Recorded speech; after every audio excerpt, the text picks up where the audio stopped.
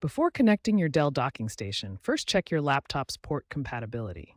Look for USB-C, Thunderbolt, or USB-A ports on your device. Next, update your laptop drivers for optimal performance. Use Dell Command Update to automatically check for the latest BIOS, driver, and firmware updates. Now for the physical connection.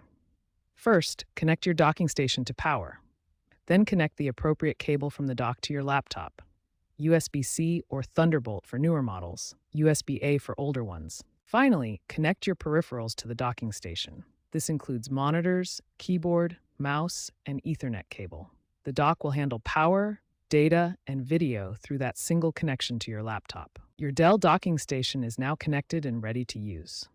This single connection setup streamlines your workspace by providing power, data, and video through one cable, making it easy to connect and disconnect your laptop.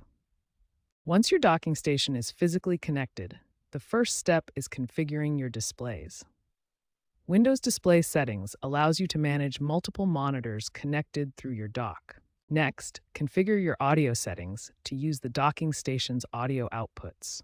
In Windows Sound Settings, you can select the dock as your default audio device for speakers or headphones. If your docking station includes Ethernet connectivity, configure the network connection in Windows Network Settings.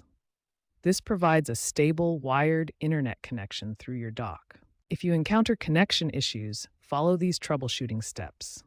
First, ensure all drivers are updated and you're using Dell certified cables for optimal compatibility. If problems persist, restart your laptop after connecting the dock.